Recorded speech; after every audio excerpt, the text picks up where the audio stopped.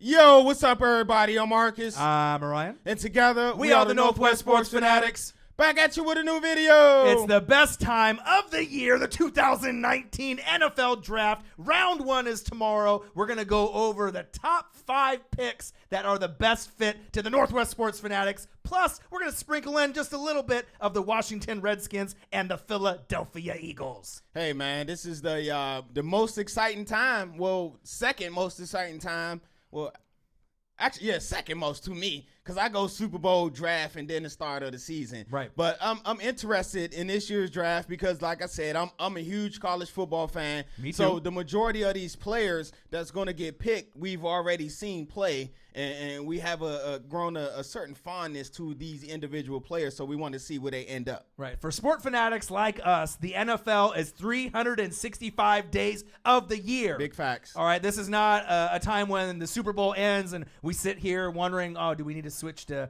NBA, which we will watch, right. MLB, we will watch soccer, hockey, whatever it may be. But we follow the NFL so closely, whether it be the draft, whether it be when the guys are in camp. Free agency. Everything is important because you have to be on point. You have to cross your T's, right. Dot your I's. You got to be at the top of the chain with the GM and the ownership all the way down to the assistant coaches if you want to be a contender in the NFL, and things change from season to season. Right. So it's very important. Tomorrow, first round, Thursday. Friday, rounds 2 and 3, right? Saturday, rounds 4 through 7. It's important. You got to watch. You got to pay attention to your team. Hey, crazy story about this guy here. When I first met him about 9 years ago, we're at work. We're on a break time, right? And it's the NFL draft going on, right? Right. I believe it was like the 5th round. Right. And so I go outside on my break. He's already outside, and I'm looking at my phone. And I hear him go, no, they just picked him. And I'm looking at my phone, and I'm like, we lock eyes. And I'm like, dude, it's the 5th round, and you're looking at the draft? Me too. Right. Did we just become best friends? I know. It was like stepbrothers. It was amazing because no one cares in the 5th round. No one is still looking at their phone, looking to see who their team drafts, besides the real sports fanatics. Right. And so that's the kind of story about the Before NFL we became draft. friends, but then once that happened, we saw how much we Oh, truly yeah. did love not only our teams, but all the teams, all Right. the players. We had a general interest on who's picking who Right. and how they're building their roster moving forward. But this is important. These top 5 picks and a lot of trade movement. I really set the feel tone for the draft. I really feel there's going to be a lot of trades and a lot of splash, a lot of movement, Yes. and a lot of quarterbacks, Mr. Carr, Mr. Rosen, that may not be needed Right. on the current roster, and they be joining a new team They may be coming on the here in a move. couple days. All right, before we get into our top 5 and a little bit of draft knowledge, Right? Subscribe to our channel. hit a thumbs up for your boy. And let's get into this 2019 NFL Draft Round 1 top 5 picks. This is not a mock. Let me say You're that. right. This is not the Northwest Sports Fanatic mock, but this is our genuine best fit for these particular teams and what we think might happen. So let's go off with the first pick in the draft. The Cardinals are looking at a couple options, but the name that's been repeated over and over and over by Mr. Cliff Kingsbury, head coach, Kyler Murray. Do you draft him or do you pass? Hey man, this is a tough spot to be in if you are if you are a fan of the Arizona Cardinals, if Right. you're a GM of the Arizona Cardinals, if you're anywhere affiliated with the Arizona Cardinals, because what do? Last year, you just traded up. You traded a 3 and a 5 and your first rounder to move up to get Rosen, supposedly your QB of the future. Now, you mean to tell me just 1 year later, you're not sold on him and you're going to draft another franchise quarterback, which is kind of unprecedented to draft a franchise quarterback 2 consecutive drafts in a row. And not only to mention, my guy Rosen had 2 offensive coordinators last year, limited weapons around him. So how about you build around Rosen to see if he is that franchise quarterback before you're ready to get that man the boot? Right. The white flag gets waved very early at times, and teams like to be desperate Right. and try to jump ship and make changes before they can really develop a nice roster and chemistry. You got David Johnson. Your O-line was garbage last year. Larry Fitz is on his last leg, but he loves the Cardinals so much, he wants to retire a Cardinal. You want to do good. Right. Much respect there. You got Kurt. Right. So you got some weapons. Right. But with the new coach with Kingsbury saying how much he loves Kyler Murray, obviously two sports star with the MLB, with baseball, which he turned down to be possibly the number one pick, for the Cardinals. But if you're a Cardinal fan, what are you doing right now? You're looking up at the Seattle Seahawks. You're looking up at the San Francisco 49ers. Yep. And you're definitely looking up to the Los Angeles Rams. That's big facts. One day that you could be up there in the NFC West and compete. But at this point, you're a 4 to 5 win team. Right? You got a long ways to go. So the question is, do you pick Kyler Murray and you trade Josh Rosen? Rosen goes to maybe the Bengals, Giants, or Dolphins, right? Or do you stay pat with all the drama and you pick the best defensive player in your eyes at that point? What would you do? Or the best player in this draft. Or trade down. For me personally, like I said, man, I wouldn't be so quick to give up on Josh Rosen, man. Give that man a chance. I would go Bosa, okay. Give him a chance. The top 4 teams from last year that all went to the finals, right? To the NFC AFC championship games, right? They all ended up 1, 2, 3, and 4 in scoring, which is crazy. Even though they still say defense wins championships, as the Super Bowl showed you, the defenses still played great games. Right. So you're kind of stuck in the middle, man. Do you go the best player defensively in the draft, or do you get the perfect fit to this Kingsbury system that he want to run? Right. And let's take Kyler Murray. It's a passing league, right? But you got to have a good defensive scheme and good defensive players to get to that point. Right. Maybe the offense will shine and be the diamond, but on that back end, you better have some help, because that diamond isn't going to be shining forever. Nope. For me, I think the first choice, I would go what I feel is going to happen, maybe not what I personally would do. I think Kyler Murray is going to get drafted number 1 by the Cardinals. And if they don't pick him at number 1, they're going to trade back with the Raiders, and the Raiders are going to grab him. I really feel John Gruden loves him that much, even though there's Khalil Mack replacements, and they have all these extra picks that they've accumulated with Amari Cooper and Khalil Mack and all the movement they've made. But I feel that if you kind of vision in your mind Kyler Murray in that silver and black, they're going to be going to Vegas pretty soon. It would definitely put butts in the seats. Some tickets. Right? It would make some people mad letting Carr go, but with Carr's injury history, I think a brand new start, I think Raider fans would be open to the idea, right? Just in case. They just have to pray that, like, Josh Allen or White or some of these other guys don't turn into Pro Bowlers immediately. And then if Murray struggles, they'll think, oh, man, I screwed up, But that's why I really feel they're going to pick Kyler Murray. And if they do trade, I feel the trade partner will be the Raiders, because they'll make it attractive enough, and they want that pick. So what does that mean for Josh Rosen? What will he be playing?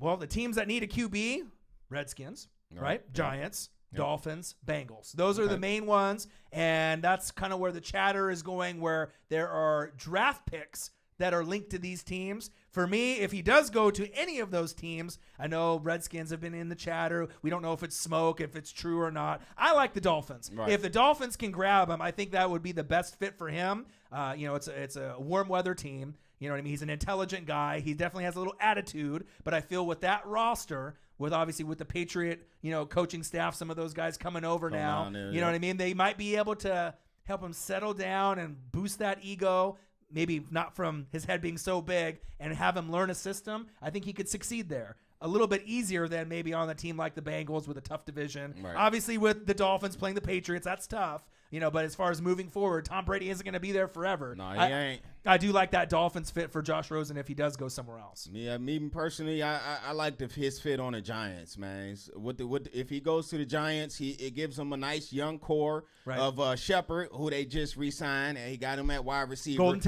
Golden Tate. Of course, you got Saquon in the backfield, and you got Ingram at tight end. So that would give him a nice young core to groom together and to grow for the future, of course, with a year of learning behind Eli. A good nucleus. I would have said the Giants if Odell Beckham was still there, but I feel that's kind of a glaring hole. I mean, you went from Odell to Golden Tate, so that still could be a spot, but they also are linked to obviously Dwayne Haskins from Ohio State, so we'll have to wait and see. Right. So let's go to number 2, the San Francisco 49ers. The Niners. Niner fans, comment below. Joey Bosa? No. Nick Bosa from Ohio State, or Quinnen Williams, D-tackle from Bama, or another player. What do you do? Hey, man, with the 49ers, man, I know we was talking about this earlier. They kind of got the Detroit Lions syndrome. The Matt Millen syndrome. When they kept drafting all those wide receivers or the Mike Williams, the Carlos 76ers, Rogers. And they finally got one right with Megatron. Right. So, but that's after 3 straight or 4 straight wide receivers in the first round. Right. Or you can go to the 76ers. They drafted all those big men, Embiid, Saric, and they just kept drafting big men. And no Nerlens Noel until it finally worked out. I feel like they keep drafting D linemen in this first round. So then now you got to look at the D lineman that you currently have. What would be a perfect complement? You traded for D Ford. You got Buckner on the other end. I would go Williams, man. Give him that pass rush up the middle and someone there, big guy to stop the run. Right. Got Quan Alexander from the Bucs, so you got a little bit of linebacker help. You got to keep Quan clean. Right. You got DeForest Buckner. You got Armstead. You got Thomas. Solomon Thomas. So you got some pieces. It just depends on the player that you're looking for. Right. Do you want the splash player, Nick Bosa, just like his brother? They can force fumbles. They can get sacks. But the only setback and problem with the Bosas is injury problems, and they can't stay healthy for full seasons. Right. So do you go for the electric splash player that might play 8 to 12 games, or do you go for a steady guy like Quinnen Williams? Not saying that he can't get hurt, right? But a guy that can plug up the middle and give your team kind of a future. But, I mean, is that too many guys? On the front? On that front line. You know what I mean? On that front line, could you have maybe go a Josh Allen and use someone at a linebacker position that could give you that Khalil Mack presence? Or do you trade back? Pick up some extra picks, man. 49ers fans, comment below. Out of all these top 5, this is the toughest one for me. Because like I said, you want to draft the best players available, and you want to continue to build to your team.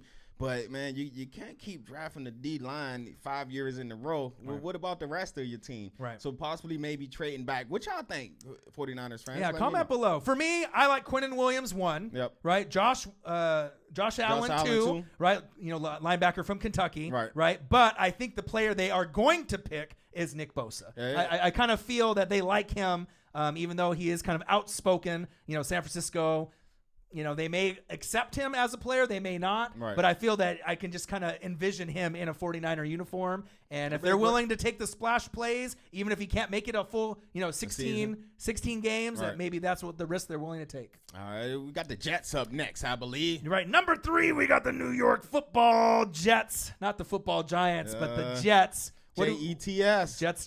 Jets. So, interesting position for them. They went for a quarterback last year. It paid off. It worked out for them. Right? It paid off. The Giants were thinking, right? They were thinking, hey, Saquon is still, nice. I still love Saquon, don't get me wrong. But you got your future at quarterback. Right. Now it's time to go for a defensive player. Ed Oliver from Houston, right? Nasty. Kind of like an Aaron Donald. Yep. Quinnen Williams, if he's still there, would fit nicely there as well. D coordinator Greg Williams. That's what I was about to say. He likes nasty. Yep. So Ed Oliver, his personality definitely fits the personality of that D coordinator, man. You want somebody with that nastiness, that Ndamukong Suh nastiness, that Aaron Donald nastiness, someone to anchor that front line to be able to get pressure on that quarterback and let them running backs know, and them linemen ain't no running with Mr. Ed Oliver when he's up in the game. Right. It's kind of interesting to see because about a couple months back, he was ranked somewhere normally for most mocks, 15 to 25. Kind of middle first right. round. But all of a sudden, within the last, I would say maybe 3 weeks, there's been a lot of top 10 talk. So even if he doesn't go to the Jets, it seems like his value as a Aaron Donald, Gerald McCoy type player, run stuffer, kind of. I think he's got a little bit more Aaron Donald in him than Gerald McCoy. Gerald McCoy's kind of a nice guy off the field. Not to say that Aaron Donald isn't, but Aaron Donald maybe has a little bit more nasty on the field and what they're looking for, aggressiveness. I believe he ran like a 4.7 or a 4.8, which is ridiculous for the size that he is. Right, and Anthony Barr was going to go there, right, and then decided to go back to the Vikings. So don't rule out Josh Allen at 3 as well, just for that simple fact that you just said. But I want to know what y'all think, man. Comment below. Don't also rule out a trade back for the Jets. I've heard that they're willing to trade back as well. So Right. And I also feel that if they do trade back, depending on how far they go, as long as they don't go past maybe 10, you could probably still get Ed Oliver and accumulate picks, and that might end up helping them out based on what they did in the offseason. So number 4, let's go to the Raiders, right? So John Gruden, Mike Mayock, they got insane amount of picks. You got picks on picks. Right? They can go Quinnen Williams. They can maybe trade up and get Kyler Murray. Right. They can get Josh Allen, who could be the Khalil Mack replacement. They could get Devin White, linebacker from LSU. What will the Raiders do? Hey, man, who knows, man? It's been kind of a mystery because you know they sent the scouts home. They told them no more leakage, man. They plans start getting leaked that they're looking to make a big splash move. So they sent the scouts home, man. They tired of it, man. Right. I do know John Gruden, he's talked about as a QB guru. Yeah. You know, one of the most brilliant offensive minds that we've seen in the game. Mm-hmm. What furthermore would help him cement that legacy? Trading up, drafting a dynamic offensive player like Kyler Murray and tailoring that offense around him to fit him. Mm-hmm. Or kind of, I can't say resurrecting Derek Carr, or just bringing Derek Carr back up to the MVP level that he was playing with, I believe, 2 or 3 years ago. That's tough to say because, like I said, I think if the package is lucrative enough, right, to the Cardinals, and the Cardinals are maybe 50-50 on who they're going to draft. On who they're going to draft. If Right. it's not like 99% Kyler Murray, Yep. and they're willing to maybe take some extra picks and fall back, I could definitely see the Raiders aggressively trying to get Kyler Murray because I feel in my heart that's who they want the most. Right. I think they don't want to openly just say it to seem needy, right, like a needy girlfriend, right? But they desperately want Kyler Murray. In my heart, that's kind of what I feel. Right. But I think that they also know that the package they offer with all those first rounders, second rounders, and next year, it may not be good enough. Kyler Murray may be sold with Cliff Kingsbury on the Cardinals, and there be maybe nothing that they can do. Right. So if that's the case, you got to go for the best available player. To me, I mean, if Quinnen Williams is still there, which I don't think he'll be. You got to. Right? That would be probably one of the main options that I would shoot for. But my favorite option, I think, would be Josh Allen. Because Josh Allen gives you the Khalil Mack replacement, sideline to sideline from a smaller school, right? Not a lot of people know what he can do or what he did do at Kentucky. Right? Yeah. But I feel it's still SEC, though, so he played against some of the top competition. Right, but he kind of gives me that Luke Kuechly vibe when he went to Boston College. You didn't really know how good this guy was going to be, but when you saw him on tape, you knew that he was something special out there. And I feel that, to me, Josh Allen would be the best fit if they can't get enough picks to the Cardinals for Kyler Murray. Hey, man, I'm keeping an eye on the Raiders, man. Like I said, man, this is Mayock's first draft. It's crazy because who we going to watch as the draft now? I can't watch Mayock. I know. I don't rock with Kuiper or McShay. So No. Is Charles Davis doing it? I don't know. Maybe I got to watch Charles Davis, but I'm kind of, man. Right. And another name to keep an eye out for, I know the Bucks and the Raiders are both looking at him, but Devin White, he's probably the best leader in this draft at linebacker from LSU. If you get a guy like that, he'll change the locker room immediately. And I think that if you get a guy like that, I mean, it could really change He's the the dynamic. Roquan Smith of this year's draft. Right. He could change the dynamic of any team that he goes to, Yep. especially if you have a hole or a need at that position moving forward. That's big facts. What's that, number 4 with Number the 4 Raiders? with the Raiders. Talk about your squad. Your gang. Gang. Number 5, the Tampa Bay Buccaneers. And, you got Arians, you got Leftwich, you got who else? Bowles at D coordinator. So they need a lot of help. Right, offense is pretty set in stone. Right. I don't know if they're going to keep Jameis long term, but Arians believes he can make a change. So they're going to be looking at defense. A lot of the names that have been linked: Devin White, if he doesn't get picked by the Raiders, I like that. Right, stud linebacker, great leader from LSU. Josh Allen, if he's there. Ed Oliver, if he's still there. Ooh. Right, Gerald McCoy replacement. Gerald McCoy hasn't come into camp, so there's a little bit of worry. And also, they're going from a 4-3 cover 2 scheme to a 3-4. So it takes years to build the right type of pieces to get there. Right, you had Vita Vea last year, but he got hurt from UW. So it's going to be a kind of a, where do you put JPP? Where do you put Vita Vea? Where do you put McCoy if he's still on the team? Do you pick a linebacker like Devin White to replace Quan Alexander. That's what I You was still about got to say. Levante David. So there's a lot of questions to be answered. What if Josh Allen falls down to that spot too? Right. So that's the question. Josh Allen, if he falls, which I truly love, or Devin White, maybe the more natural, pick. It's like, do you go for the splash player where it could be like a Khalil Mack, Right. or do you go for maybe the best fit in Devin White based off leadership? Me personally, you just lost a pretty good player, man, in Quan. So Right. A really good player. Yeah, I would fill that void with Mr. White, man. He can call defensive plays, but you already have a defensive play caller there. It's a perfect person for him to learn under. And, of course, his D coordinator is Mr. Todd Bowles, man, one of the best D coordinators in the game right now. Right. I think for me as a Bucks fan, I just want to see the team get better. I just want to be able to see the team get to 9 to 10 wins. I want Right. to see them compete. I want to see them hopefully get close to getting to a wild card in year 1 or 2. It's been a long time. 2007. A real long time. You know what I mean? I need to see some growth, with the team. So if both players are sitting there, I know I love Josh Allen, and it would be awesome to have him join the Bucks. Right. But deep in my heart, I feel Devin White is the better fit. So that's where I'm kind of leaning. I want Devin White. I'm sold on him. I've watched him work out. I've watched him do interviews. I've seen his leadership. I think I like the total package. And sometimes those intangibles, those extra things, can make you going from a good player to great, right? And changing an organization, that's what I need. So I want to go Devin White at number 5 with the Tampa Bay Bucks. And I do like that pick, man. All right, so we got 2 more teams to go over. Your team, the Washington Redskins, at number 15, and at number 25, the Philadelphia Eagles. Fly, Eagles, fly. Let's go off with the Redskins at 15. And the first thing I have to say, smoke, smoke, smoke. A lot of smoke. It's a lot of it going around, man. It's saying that the Skins going to trade up into the top 5 from 15. Do you know how much draft capital you got to give up to get from 5 to 15? A lot. Are we really about to go down this road again? Right. We've been down that road before. I know a lot of Skins fans going to say, well, hey, you can't compare the RG3 situation. If you keep making the same mistake over and over again, that's called insanity. Right. And we have seen changes in DC sports with Bryce Harper leaving, right? Ovechkin finally getting the Stanley Cup. Right. Right. And then obviously getting Grunfeld out of there. Yeah, about right? time, man. So it's about time you make the right changes. And if you're not going to be able to get rid of the ownership with Snyder, No, right? he ain't going nowhere. He ain't going nowhere. You got to make the right decisions. So I feel top 5, the rumor, Dwayne Haskins, jumping 1 spot ahead of the Giants. Me personally, if I'm going to trade for a quarterback, if I'm going to trade up, Right. trade picks for a quarterback, Right. I'm trading the second round for Josh Rosen. Right. If you're going to trade for a quarterback, to me, if Josh Rosen was in this draft, he's the second best behind Kyler Murray.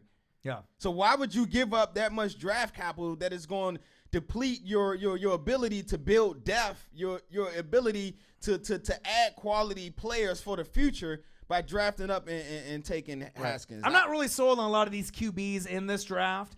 Dwayne Haskins, even though he threw for the 50 TDs, he had a lot of help, a lot of weapons on the line. He had three wide receivers that ran the 4-3 at the combine. Right. That's all going to go before the third round. Right, good running backs, good wide receivers, good line, right? But to me, when I see him, is he going to be a David Garrard? Is he going to be a Byron Leftwich? Or is he going to be much better? It's tough to say. Yeah, To me, he's the type of guy that needs a lot of talent around him. He's more of a project player, Right. more than a franchise guy right out the gate. And I definitely wouldn't, sell the house, sell the mortgage, and bank on everything for him. I don't like that move. I hope that you guys don't do that Me move. too. I hope we don't too. Skins fans, what y'all think, man? From the last thing I read is Dan Snyder is running the draft. The last time he ran the first pick in our draft was when we traded 3 consecutive first rounders for RG3. Now, how'd that work out for us? Right. Do we really want to go back down that road again? Me personally, of course, we definitely need our quarterback of the future. But Right. If it's Haskins, and if you think he's a quarterback, then I guess I got to get on board of us trading up to get him. But me, I would just play it out, man. We need a edge rusher. I would take Burns. We need a tight end playmaker. We got Right. Hawkinson sitting there. We need a guard. Lindstrom from Boston College is there. Right. You can trade back and pick up more draft picks.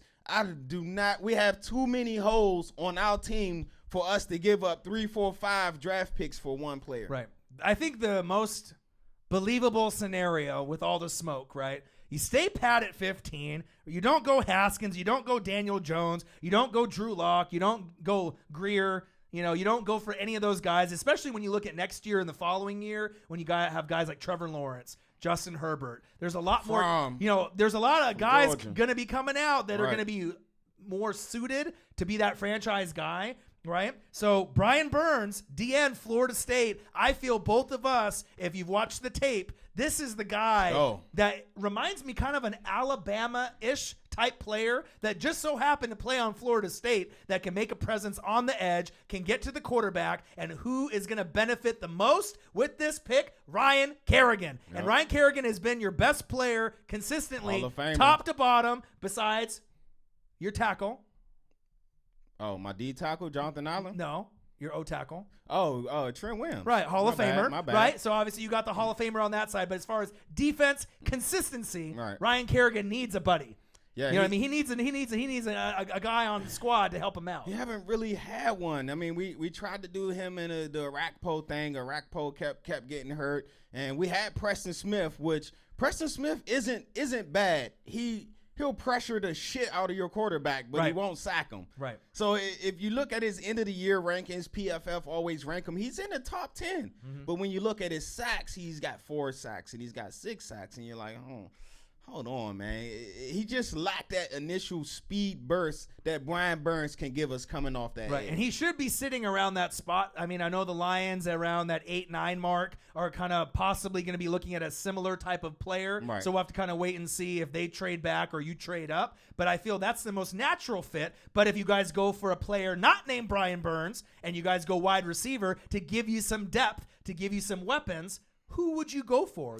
Would you like Metcalf? Do you like Hollywood Brown? Who do you like out of the wide receiving core this season? Who do you like? Hey, DK Metcalf, them measurables them measurables was unbelievable. But I do think the guy that played on your team is a better, more complete wide receiver than you, and I'm talking about A.J. Brown. Right. But for that 15, I would go Hollywood Brown. Right. For that 15, or I would trade back, and if we're looking at wide receiver, maybe N'Keal Harry or again A.J. Brown. But for 15, Hollywood Brown. Right. I like that. You know what I mean? But I think the most natural pick, the one player that's going to benefit the team the most, maybe going from a 4-win team to a 6 or 7-win team, could be Brian Burns. We got to take him. That's the pick that I feel that if he's sitting there, they have to pull the trigger. Yes, they could trade back and accumulate picks, but you're not going to get a player like that later on. So we'll have to wait and see if that happens. And then obviously if you can get Rosen, not in the first round, but second or third round, if it's reasonable, that might be the next player to help you. That's a tough question though. So if you would spend the 15 on Haskins and Locke and Jones, why wouldn't you spend 15 on Rosen?